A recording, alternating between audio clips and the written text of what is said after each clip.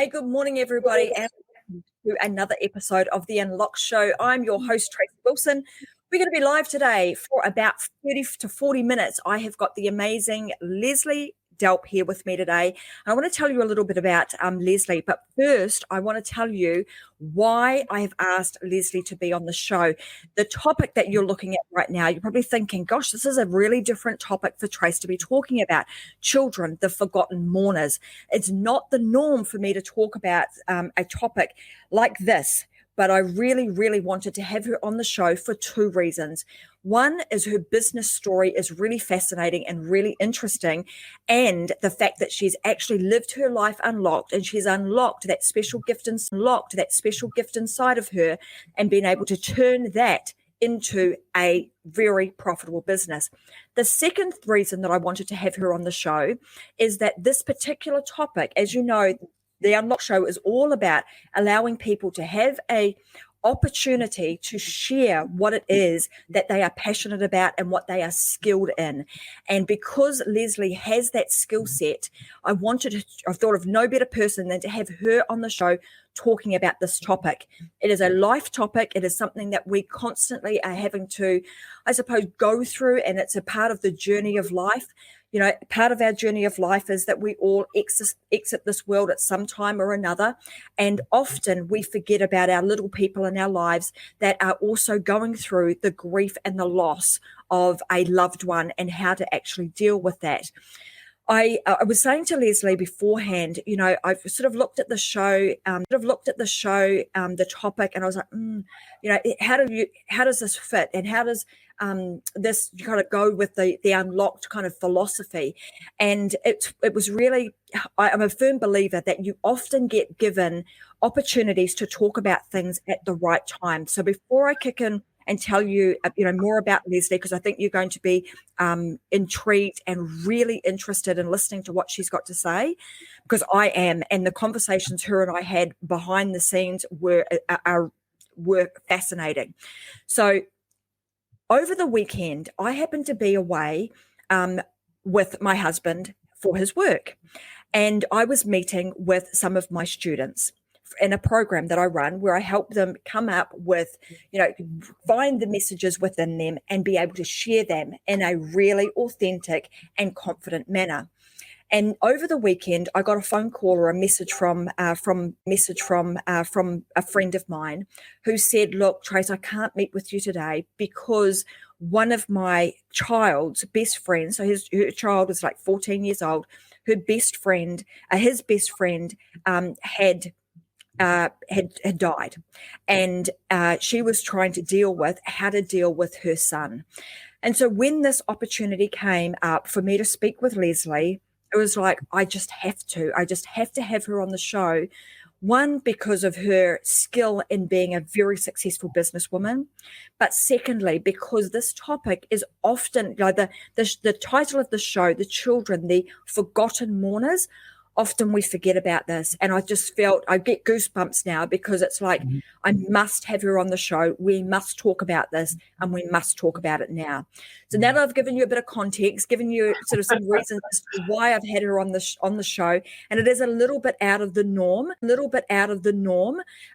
but I am so grateful that she is here and that we have the opportunity to talk about this topic and help somebody be able to move through the grief and the mourning process in a really loving and supportive manner.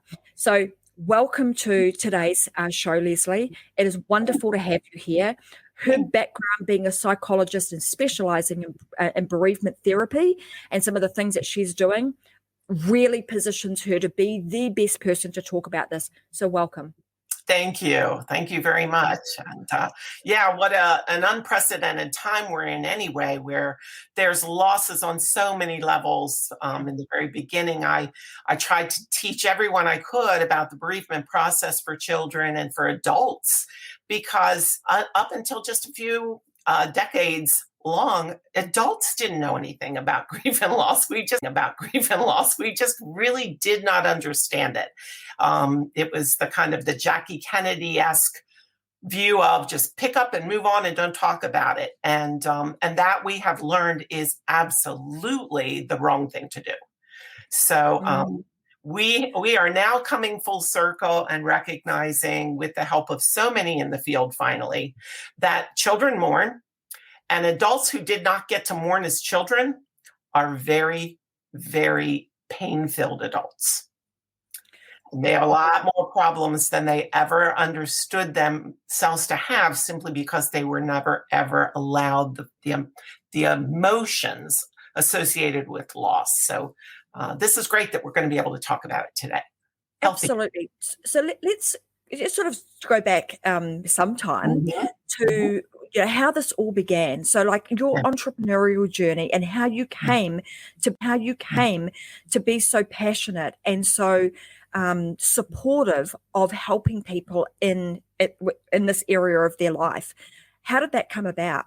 Was so many layers, Tracy, layers and layers and layers of the way, in my opinion, the divine, my higher power, my God, he really put my life together so that I got everything I needed as I was growing up to be able to do what I do today. From the point of when I was 3 years old, I fell on a horseshoe spike. It went through my mouth and it missed my brain stem by a fraction of an inch. So I shouldn't even be here, technically. Shouldn't be here. Cut my tongue off. I didn't know if I'd talk ever. And I'm the most talkative person. You'll find that out. But that happened at 3. So I had this sense of I'm here for a purpose very early on. Then I grew up. My parents' best friends owned the town mortuary, the town funeral home. I played in that town funeral home because that was my best friend's house. That's where her apartment was, on the 2nd floor, and the funeral home on the bottom. And we played there, and I didn't know any different. Kids weren't taken to funerals back in the 1960s when I was a kid. So I'd never been to a funeral there. I just only ever went there to play. So I was totally comfortable with funerals and a funeral home. I went to my very first funeral when I was very young. And I went to my very first funeral without my parents when I was in 8th grade, because a friend of mine died and my parents didn't know her. So they felt uncomfortable going. So they took me and I went into the funeral home with my friends. And we all met her parents and shared our stories of her with her parents. But that was an interesting experience for me in 8th grade. I was 13 years old going to my very first funeral, but I wasn't afraid. I guess I'm just an odd person, but I just believed that my comfort level with funerals began very early on because of the fact that I was raised in and around a funeral home. Yeah. And then I just kind of went away from that until I was in my young 20s, and my husband and I were so excited to welcome our very first child, and he died. We were not able to bring that baby home. And the way that they handled it at the hospital was horrible. The doctor said to me, after the surgery, to take care of everything, he said, "Go home and have more." That was all he said. "Go home and have more. Go home and have more." And he patted me on the leg, and that was all he said. Wow. I just felt like, okay, there's a missing piece. There's a missing piece here, and I don't know what it is. And everyone around me treated me much the same way, like, well, something was wrong with that baby, probably. It would have been awful, and so let's just move on. So there we were back in the 60s again. And Christopher, to me, I needed to talk about him. I needed to name him. I needed to discuss what happened and how it all, like one day I was pregnant with Christopher and the next day I wasn't. And so there was just this big void where, I needed to fill it. I felt a calling to fill that void. So it took me a good 15 years. And I went back to school. I had an elementary education degree, and I went back to school and I told my husband, I want to get a master's in counseling. I don't know why, but I want to. My very first class was a professor who divine, started talking about some techniques in therapy called hypnotherapy with hypnosis and past life regression. I was fascinated by all of it. And I happened to be reading at the time Elizabeth Kubler-Ross's book on death and dying. And he said, well, I can connect you with Kubler-Ross if you want to meet her. She's coming to the campus to speak and you can meet her. So I had the privilege of meeting her. She was like the guru in the field. And just one thing after another kept happening to just solidify my focus in my career. So I have a degree in mental health. I am a mental health therapist. I can take care of all kinds and diagnose all kinds of mental health disorders. I am able to treat all kinds of mental health disorders. And at the time I got my degree, bereavement was not considered a mental health disorder. We now know that complicated bereavement is. We know that PTSD is very closely related. I have studied the brain inside and out to be able to understand why the hippocampus holds on to those triggers. And why we have the kinds of feelings we have related to grief and loss, and to think about the fact that our brain and our physiology is designed to process loss. And we are so willing to pretend that we didn't feel anything or we didn't experience anything as a way of escaping pain in our cultures is just the opposite of what our brain is wired and designed to do. So I have made it my mission just to do a lot of teaching and educating about terms, the process our brain goes through, why our body reacts to loss the way it does, all kinds of loss, not just death.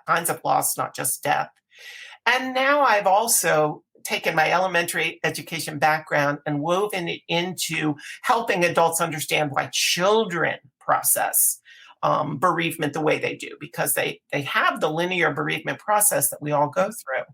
And they're experiencing that, but they also have developmental quadrants that they need to meet. There are tasks that they need to meet as they mature. So a 5-year-old, when their father dies, is going to say to you, I want to go to heaven to be with dad. And that is not a threat, I want to kill myself. That is I'm homesick, and as 5 years old, heaven is a place. So I want to go there too. So just teaching all about those different kinds of developmental tasks and the whole process itself and how physiological it is really my passion. That is just like you talk about, gosh, the divine kind of lining everything up to just down this path. And we talk a lot about on the show, just listening to your inner and going with that. You most certainly did that, and that's led you to be the magnificent person that you are today to help people through this process.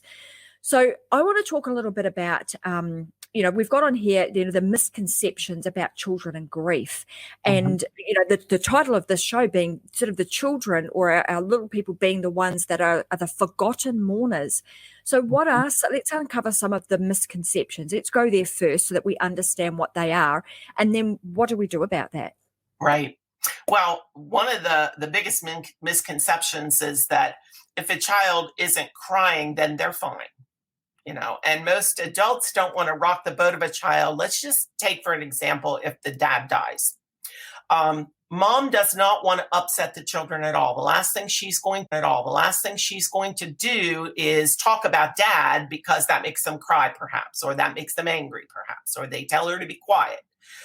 So she's not going to do anything. So she stops talking about dad. And maybe she'll even take the pictures out of the house because it upsets the children. On the flip side, if mom is the one that gets upset by looking at pictures or talking about dad, then the children are going to stop. So just that honest communication of tears are healthy. There are actually anchophalines and leucophalines in the human tear that bathe us in like a Tylenol. We're designed with this incredible composition of a human tear, and tears are healthy and wonderful. And so we don't want to stop tears, but everything in our culture does. Yeah. It's like, tears are part of the exocrine system. So there are toxins in human tears. And so when we have a good cry, it feels good because we've gotten the toxins out, but we've also bathed ourselves with that natural analgesic that is in those leucophalines. So this was studied at length at the National Eye Institute by Dr. Joyce Brothers. Do you remember Dr. Joyce Brothers? She was a psychologist on the television in the 70s and on the radio. She's very well known. Her husband of 42 years died, and she was broken. And she said, I couldn't understand why I couldn't control my tears. They would come at inopportune times. They would sweep me off my feet. I was embarrassed. I'd be on the show and someone would say something. It would trigger me. I couldn't stop crying. So she went out to the National Eye Institute in the state of Washington, and she studied the human tear. And it was a fascinating lecture. I got a chance to meet her as well. And she shared some great stuff about how she processed the loss of that incredible man in her world. Wow. Wow. So in terms of that, because often what we do is compartmentalize. We sort of on the adult, this is what I have to do, and the children, well, I'm going to wrap them, so to speak, in cotton wool, and through our wrapping them in cotton wool, we're actually often doing more damage than good. How do you open that conversation and actually have, build a supportive situation where the both of you can be grieving together? How do you do that? What are some tools? And that's a great question. And, shows like this help us to get this topic out there, and that's important. And one of the things that we do at the grief center that I began, it's called Olivia's House. There are many grief centers across the country in the United States and around the world. But our grief center in particular, I wrote a program, and every week is a different benchmark for the families to learn. And I did that with that teacher background. So they're all kind of like lesson plans for the families to learn something important. And in week 2, we talk. In week 1, we get to know one another, and we learn that we're all in the same boat, only we have different paddles that we're paddling with. But week 2, it's all about our feelings, because most people think all you feel is sad or all you feel is angry. But the truth be told, there is a multitude of feelings. So we talk about all of those feelings. And then in week 3, we talk about memories and how important memories are and how healing memories can be, that they are the treasures of our mind. And then in week 4, we actually take a field trip into a funeral home. And it is the most incredible week with these children. There are no adults allowed, but the children get to go to the funeral home and ask any question of that funeral director that they want to ask. They see a casket. They learn the difference between a coffin and a casket. There is a difference. They learn all about a cremation urn and what the vault looks like, that the cremation urn goes in the ground and that the casket goes in the ground. They learn all about the rituals associated by when they walk in the door, they sign the book with their name, and they learn why that's important. So our field trip to the funeral home is just fabulous. And we've been doing that for over 20 years. And it has never been met with anything but praise. We then, in week 5, we talk about, we bring alumni in to tell their stories, because we believe in making a child a wisdom giver. It hurts to be a victim. It's awful being a victim. So the sooner we can take someone out of the role of victim and make them a victor, make them someone who has knowledge and understanding that they can give to someone else. Like, they walk in the door saying, "Can you help me?" But when they leave, it's like, "Who can I help?" And that's the goal. That's the empowering that family that they no longer feel like the family that lost their dad. They feel like the family who's going to help another family when they lose their dad. Big difference. I've got a question here, like in terms of, because often, I suppose what happens is that we don't think about this until such time as we need it. We're in the moment and it's happened. Right. So is there it's a really strange question, but should this be something that you do earlier on? Because the reality is it happens, right? You are going to experience, death or passing over at some point in your life. So do you advocate for, getting this information out, as part of the teaching process to a child early on? Yes, I would say oftentimes a child's first loss is a pet. First loss is a pet. So you gravitate when you see that experience in front of you. Don't flush it down the toilet. Don't pretend it went to a farm, but embrace the fact that it died. Use all the rituals of the fact that it was a living family member that has died. And use the word dead and use the word died. And we have tons of pet loss books in our lending library. We have our first line of defense is a huge lending library of resources. So we have over 1,800 different books and resources written on the topics of death of all kinds and loss of all kinds. So we give them a pet loss book and we talk about how they can have the ritual of a funeral, how they can go about creating some kind of memory that is attached to that for the child. And we have a program called Barkley's Gone. That's actually a pet loss program about Barkley, the dog that has died. And we will go right in the schools. When we find a kindergarten class that has a lot of kids that have had the experience of pet loss, we go right in that classroom and we do Barkley's Gone right in the classroom for them. We do have teaching units for any teacher who experiences death in the school, and we walk them through everything. And again, in our community, everyone knows Olivia's house like they know Ronald McDonald. They just know who we are, what we do. Wasn't always that way, but we've been there 20 years and it touches all socioeconomic levels. So the richest of the rich in our community to the poorest of the poor have walked through our doors. And yes, the sooner we can talk about death and explain loss, divorce is huge. And on a stress scale, divorce outweighs death. It is harder for a child to process the death of their family than it is to process the death of their parent. Yeah, wow. It is. Wow. It is. I mean, having that skill or that experience and that, because it's really as an experiential journey that you're taking them on so that they know what to expect and how to navigate that should this situation occur. Do you find, because what I find interesting about this, the things that you're talking about, I grew up in New Zealand. So in New Zealand, my culture, Māori culture, has a very specific way of dealing with death.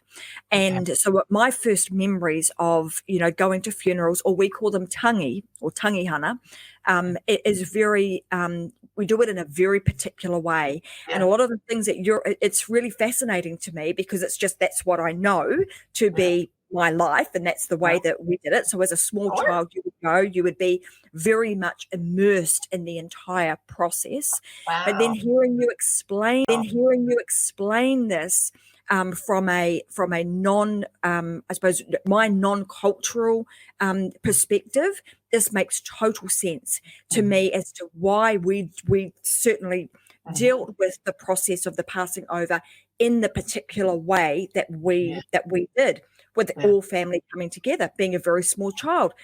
Yeah. Some people might think, well, when I'm about to sort of share, it's like, well, what? With us going to what we call marae, so a place of mourning, with the body in the casket, open casket, and you sleep with that body with the rest of your family members for 3 days.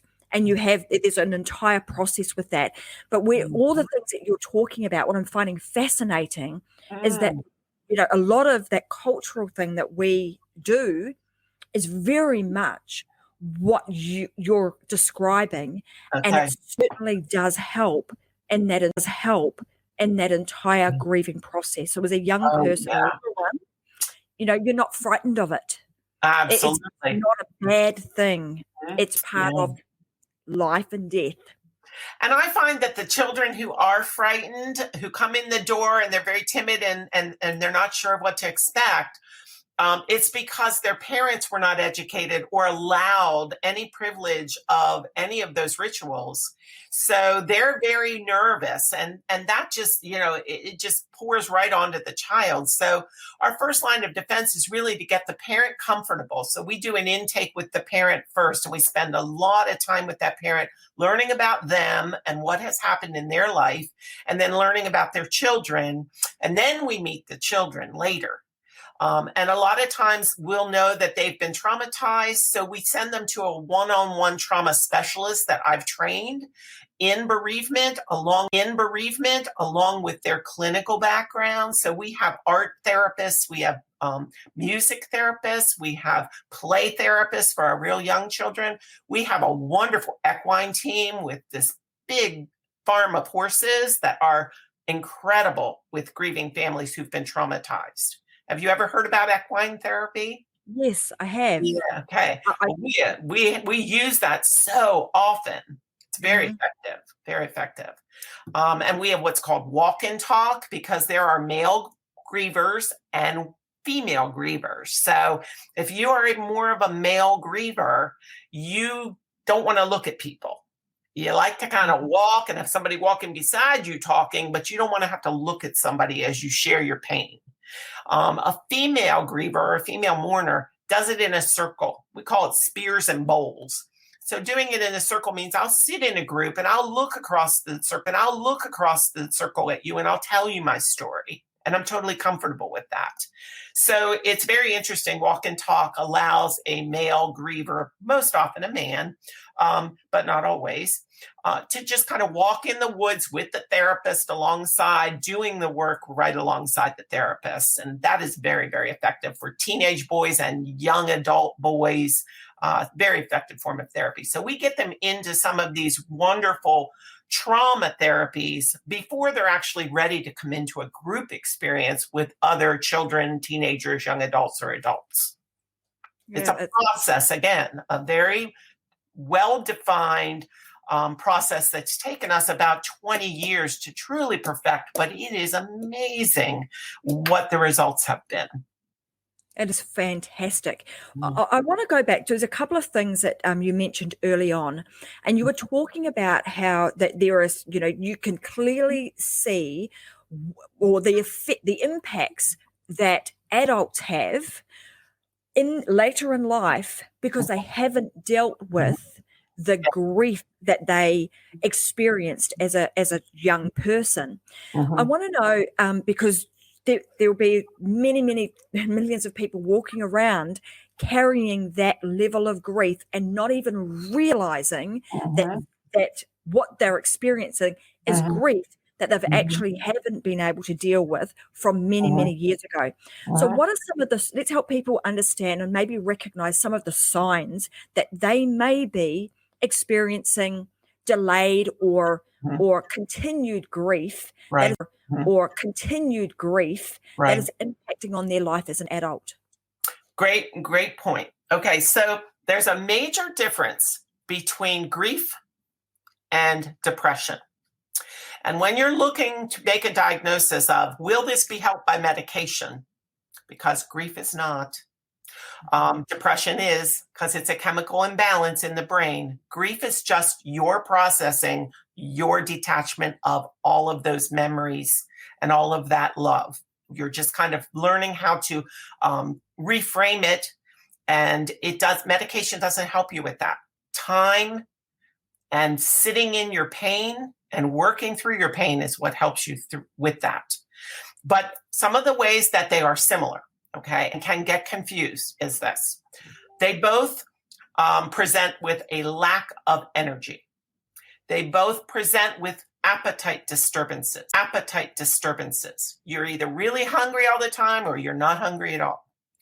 They both present with somatic illnesses like headaches and shoulder aches. Your arms ache when you've lost a baby. Sometimes your arms even ache.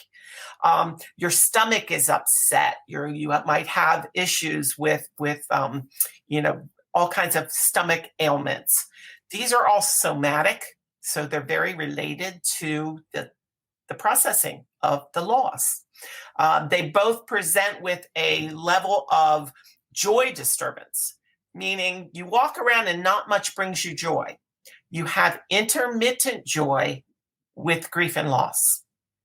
With depression, there's very low level flat affect and not much joy at all that you can ever see from someone. That's a big trigger for me. When I talk about their children or grandchildren and they light up and they can talk about them and then they immediately go back down, I'm encouraged by that. The big question and the big difference is this. With grief and loss, you feel hopeful. You want to know there's going to be an end. And I'm asked all the time, how long is this going to be? How long am I going to be like this? Can you just give me a calendar date? I'll work towards it. Mm-hmm. With depression, there is a hopeless and helpless feeling. And they will use the word hopeless and helpless. And there is a loss of a sense of identity with grief and loss. When I lost Christopher, I didn't know if I was still a mom. Mm-hmm. Okay. With depression, there is a loss of sense of self. And I knew I was Leslie DELP, but I didn't know if I was Christopher's mother anymore. Does that make sense? Yeah. So those are the key features to be able to distinguish if you're a therapist and you're working with someone and you're trying to determine what diagnosis to make. Those are the things I'm looking for. With children, there are some other developmental tasks in there as well. We see a lot of that, but we see also some developmental tasks that say, no, that's natural for a child to experience that, even though that doesn't seem natural for you. But the biggest thing I want to say about the two is you can have a clinical depression after you lose a loved one. So let's just say a lot of folks have a mental health predisposition.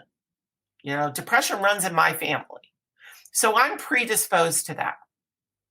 So when I go through tough times, I know that I might dip down into a bout of depression. And medication will help that for me, but it will not take away the pain. I'm still going to feel the pain of my loss, and I still have to slow down, turn inward, and face that pain and feel it. Mm-hmm. You got to feel it to heal it. Mm-hmm. And so much of our culture, I don't care where you are in the globe, is all about not feeling pain and rushing through it and hurrying up. And you'll find people that begin the process of bereavement, especially after the death of a child, they will get very active in a cause that relates to how their child died. Mm-hmm. And a good example of this was Candy Leitner with Mothers Against Drunk Drivers. Yes. She got swept up in that. They had her on Capitol Hill testifying within months of the death of her child. And this huge movement of Mothers Against Drunk Drivers took over. And she never got to sit in her pain. And years later, she crashed and burned because of it. She deserved the right to be in pain. And we teach our parents, especially those who've lost children, you cannot skip from the beginning where you're a zombie and you don't feel anything, clear right to the end of the process, which is called reconstruction, where you live your life with their legacy taking them with you. There are two very important components in the middle of this process. One being feeling all the feelings. Now that your brain has allowed you to feel things, it's done protecting you. Now you're feeling the pain. And most people, when they feel the pain, they use drugs, alcohol, shopping, sex, you name it, to numb the pain. And they jump right back to the beginning of feeling very zombie-like. And that's better than feeling the pain, because it's very, very intense. But if you move through that pain, you will move through to what I call assimilation, where you assimilate that person into your life and you take them into who you are and you become a person that's changed because they were in your life. And they are never, ever, ever gone when you assimilate them into who you are. Christopher would be 40 years old this year. He has lived every day of his life through me because I learned early on how to assimilate him. I didn't accept, which is a word I do not like. I don't want to accept that he died and didn't have a lifetime, but I can assimilate him into my lifetime. I assimilated him into my other children's lifetimes. My husband has assimilated him into his lifetime. And then when you assimilate and you say, who am I now? You're getting to answer that question, that you can see with grief, which is, who am I now without this person, okay, as opposed to who am I? Does that make sense? That absolutely. Mm-hmm. Yeah. And that's our natural process, Tracy. That's a natural process built in us. Can't stop it. It will happen. You can keep it from happening if you get addicted to your negative coping strategies. You can. Mm-hmm. It's the only way. So the next part of, I suppose, the next logical thing with that question is, once you have identified that, okay, maybe this is not depression I'm going through, it's I don't know the word, it's Complicated unresolved. bereavement. Yeah. Mm-hmm. Bereavement. Mm-hmm. What should somebody do? Oh, that's a great question. I just can't say it enough. Reach out to the specialist, the help that is in your community, the people. There might be support programs out there. There might be clinical folks who have specialized in bereavement. It is important for you to find the specialists, because if you had a cancer of the lungs, you wouldn't go to someone who specialized in heart surgery. You wouldn't go to someone who specialized in kidney tumors. You would go to a cancer of the lung specialist. And so that is what you need to seek out and search out, is someone who understands the process of bereavement. And luckily, we are now getting to the place where the professionals are finally learning enough, and they are those specialists out there who understand the difference between mental health and bereavement, and when it gets complicated and can become a mental health issue. And that's what we want. There are some wonderful self-help programs. There's some great people online doing a lot of work online, a lot of virtual things being done these days. So you don't even have to have that person in your hometown, which is a blessing. And I will tell you, anybody who needs to find support, you can contact Olivia's house. And we make it our business to help you find support. Well, let me just pop that up on the screen so that everybody's got and knows exactly where to go. And as Leslie has said, this is something that Olivia's house can help you no matter where you are in the world. So if you need some assistance with, helping to move through your grief, and this is the place to go to. I also want to ask this question because I opened the show with the fact that I have somebody who is very special in my community who is going through a situation at the moment. And I want to ask a couple of questions. I'm hoping that she'll actually watch this. And if she doesn't, I will tag her later so that she can listen and maybe get a bit of assistance on how to deal with things. But as we go through life, death comes in all sorts of different forms, right? Sometimes we're old, we're young, we're teenaged. And, we've talked about the little ones, and we've talked about, as an adult, what do we do? Then there's the middle age, the teenage years, where often, I don't know about you, but as a teenager, I had friends of mine at school that we lost through all sorts of different situations. But when you are the mother of a child who has lost their best friend through whatever the situation may be, as the mother of that child, how do you help them move through this time of grief? Well, they have some basic needs, the teenagers, and what we call the spiritual intuitive quadrant. Okay, so they've got these developmental needs. Some of the most important needs are they will want to be with their friends. They tell their story to each other. They support each other in a way that teenagers do. We all remember it. They're like family to one another. And that's how they mourn. They mourn with family, and their family are their friends. So don't be insulted when they want to have their friends around them, when they want to go be with their friends. That's definitely a developmental task, and thumbs up for that. The other thing is keep lines of communication open. You can just say, we're going to do a check-in every day, 1 to 5. I want you to give me a number. You don't have to even explain it. 1 being, I don't want to talk about anything. 5 being, I got something important to tell you. And if you say, I'm feeling 3 today, Mom, that means I'm good to go. Just some kind of a meter where you don't need him to go into a lot of explanation. I would also say plan opportunities to get in a car with that child. A teenager in a car is a captive audience, and you're looking forward to and driving, and that gives them permission to say what they think and feel, because you can't react because it's unsafe for you to react, and you're trained not to react. So you're just going to be driving ahead and you're going to take it all in. And I would say take it all in and then let them talk as much as they can, and then come up with other questions and conversations later. But this is going to give you a great insight when you get in a car with a kid who's struggling through a loss. Does that make sense to you? Absolutely, and that's a great strategy in being able to help support that teenager through that situation. So thank you for that.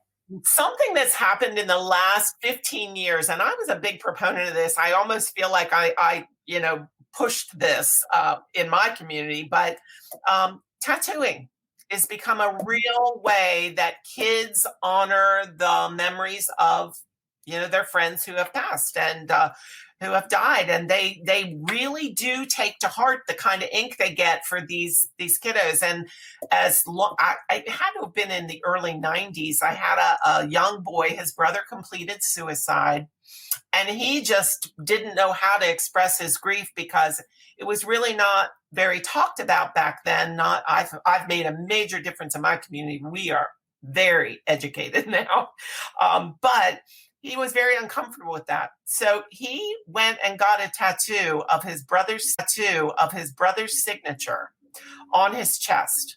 And his mom came to me and she's like, oh my gosh, you'll never guess what Tony did. I'm so upset. And I talked her down and said, that is his way of connecting with his brother. It's fine. It's fine. So they may want to, ink. They may want to write music. We had the most incredible song written by a young man whose father completed suicide, and he wrote a beautiful song. And again, the divine happened because he came in to play it for me, and I had all this stuff going on, and I didn't have enough time on my calendar to even, get time to hear it. We have a recording studio in our grief center, so the kids can come in and record music if they want. And he wanted to record it, so I came up and we recorded it. And it just so happened it was his dad's birthday. And this is a kid who was so angry at his father for ending his life. He couldn't see straight. He was so angry. But through the program and through time, he was able to process everything that happened, that it was a mental illness, that this was not a choice. This was a mental illness. His father had a brain that wasn't healthy. That's why he did this. If he had a healthy brain, he would have never done that, which is what we teach. We teach all about a healthy and an unhealthy brain. And so, kids do all kinds of things and come up with great ways to mourn.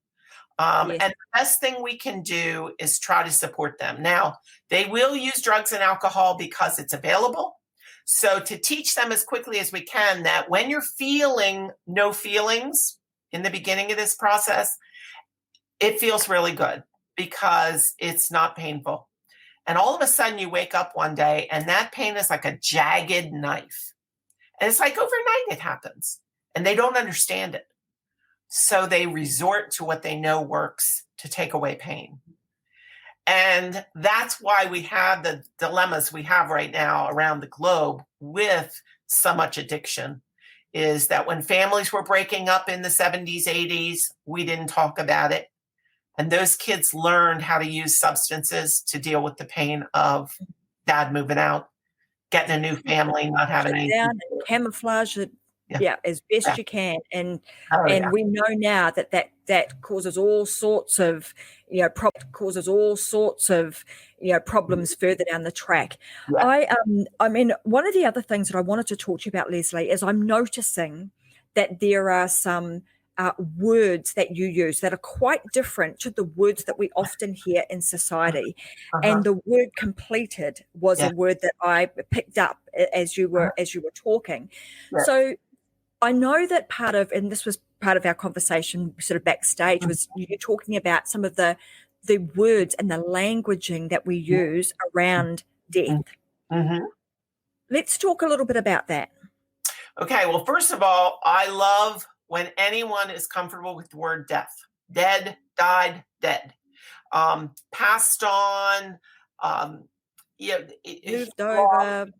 we lost him. There's a book called Finding Grandpa Everywhere, because this little 10-year-old was told, I'm sorry you lost your grandpa by someone at the funeral. And he didn't understand, well, where did grandpa go then? So, we need to use the word dead, died. We have to use the word completed suicide. And it is so important. And thank you for bringing this up and catching on so quickly, Tracy. It's just that we're also conditioned to saying commit suicide. But commit is a negative word. We used to be committed to an asylum. We commit a crime. We commit adultery. It's all so negative. So to commit suicide is just one more layer of judgment. So once we recognized that the act of suicide is an act that is completed with an unhealthy brain, a brain that has a disease, the disease of depression, it frees us to take away all these judgments. It used to be in the 4th century, we thought that if we judged and punitively acted, people would stop, that they had a choice. And we now know so much more. And so when you say completed, you either attempt to suicide or you complete suicide. So that's how I look at it. That's how I teach it. You complete suicide, you completed. You can say they suicided, they died by suicided, they died by suicide. His father ended his life. Any of those words would be less judgmental than commit. Okay. I also want to explain the difference between grief and mourning, because those are interchangeably used. Grief is everything we feel on the inside. All the emotions, everything from the guilt to the anger to the relief, because maybe they weren't a good person. All the feelings, everything on the inside. When they go public for people to see by virtue of sharing them, crying, telling your story, writing them, wearing black, going to the grave, anything where you are acting upon those feelings on the inside, you are mourning. And mourning is so healthy. We work for mourning. We work to allow children to mourn. We want them to get everything to the outside. When it stays on the inside and you fight it to keep it on the inside, that's when the trouble begins. That's when it's necessary to use those substances that are negative, that will lead you down a road that you don't have enough energy for. So using the term mourning and telling children you have a right to mourn and you need to mourn for health is a real important piece of education. This has been such a blessing of a conversation to be having. And as I, like I said to you right at the beginning, as when our show producer presented this to me and I sort of, I realized you were like the person that I needed to be talking to, invite you on the show.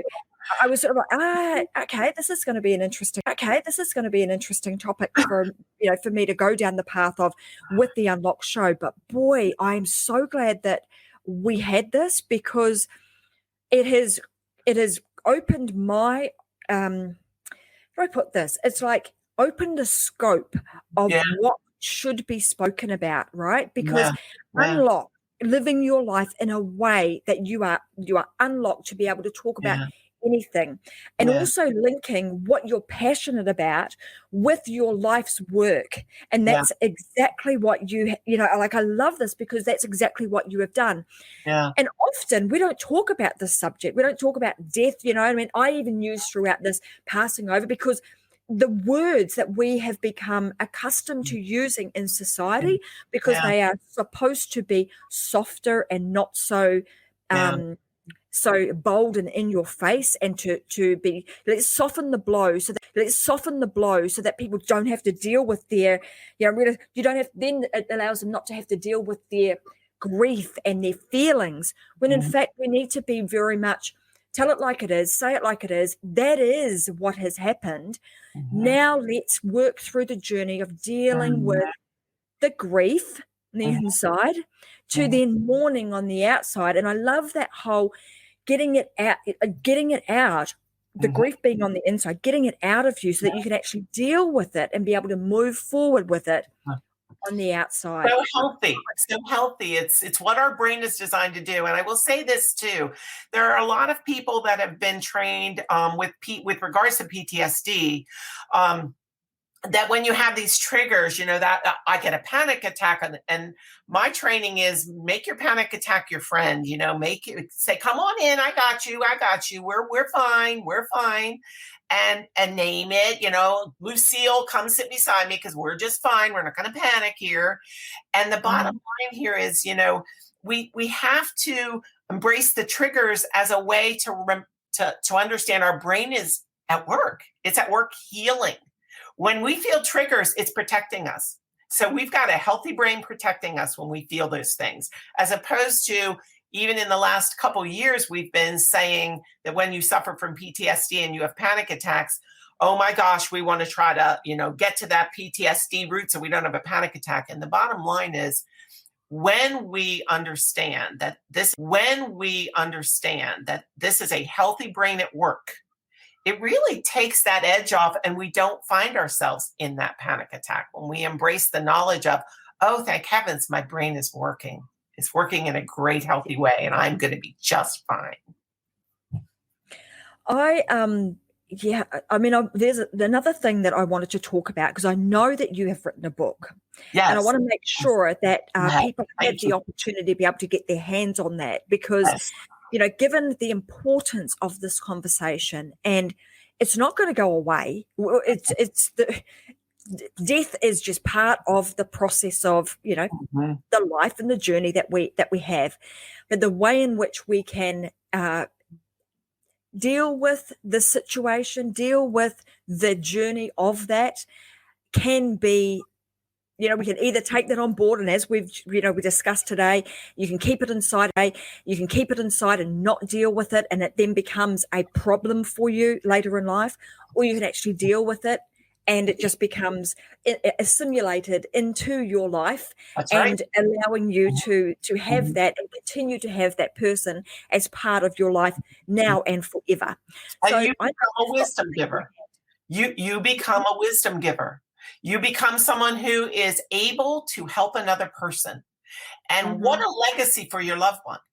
What a legacy for Christopher. He didn't have a lifetime, but he has done so much in what was his lifetime without even having a day on earth. And I will say, in this book, it's called Logan's First Funeral. There is a glossary that has very specific child-centered terms.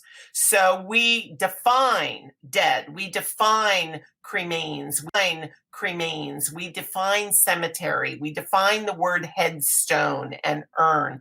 We talk all about these in the book, Logan's First Funeral, within the context of the story. But in the back of the book, there is an actual glossary of defined terms for adults and children. There's a letter to the adult in the world of the child, whether that's a grandparent or a parent, whoever's reading that book, they can read the letter first to understand how and why we'd read the book to the child.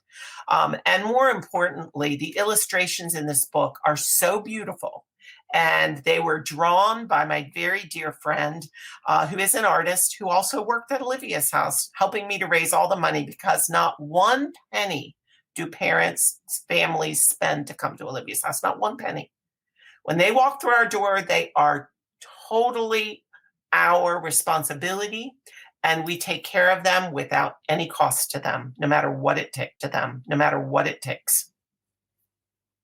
So get this book, because that helps us keep our doors open.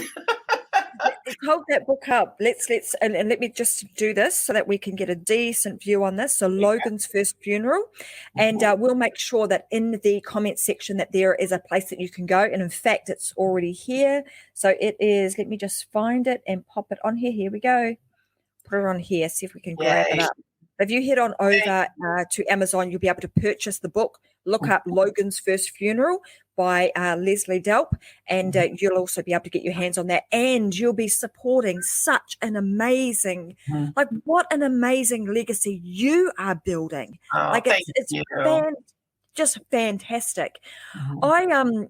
This has been, like I said, it's been such a pleasure to have a conversation with you. Let me just do this too. Such a pleasure to have this conversation with you today. And I want to thank you so much for showing up at just the right time, right? Yes, just the right time. There are no coincidences.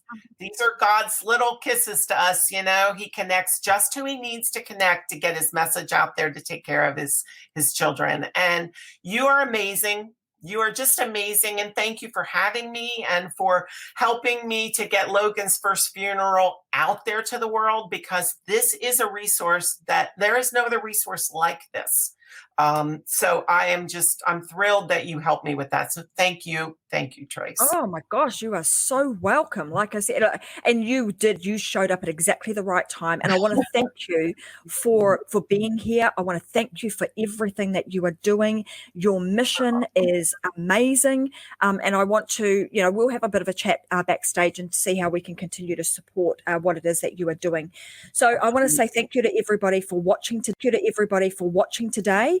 For those of you who want to reach out to Leslie, those of you who need her assistance and want some more support, whether it's now or in the future, let me just pop back up where you can go. So it's oliviashouse.org. Go and find her there, and then of course go and buy the book Logan's First Funeral, and we will be supporting a absolutely fantastic cause. And for now, guys, I want to say thank you so much for joining another episode of Unlocked with me, Tracy Wilson. I'm going to be back again this Friday, Brisbane time, 10 a.m., which is Brisbane, Australia, I should say, time at 10 a.m. for another episode. And we'll talk a little bit more about how to take, that message, like what's been intriguing to me. And I love this because Leslie is one of those people, I talk about this all the time. Every single one of you has something burning inside of you, a message to share, something that you are passionate about. And if I can help you in some way, shape or form, connect that message to make it your life's purpose and to make it how you make your living, then that is my purpose in life. That is the mission that I am on. So if I can do that and I can help you, please reach out to me. Let me know that that's what you want to do, and I will help you, even if I have to do a session with you for free, to help you get past your own self and help you see that that is possible for you to be able to do exactly what Leslie has done today. So thank you so much for being here. Thank you guys for all watching, and I'll see you again for another episode of Unlocked with Tracy Wilson this Friday at 10 a.m. So bye for now, and live your life unlocked, because as you know, there is just no other way. Bye for now. Thank you.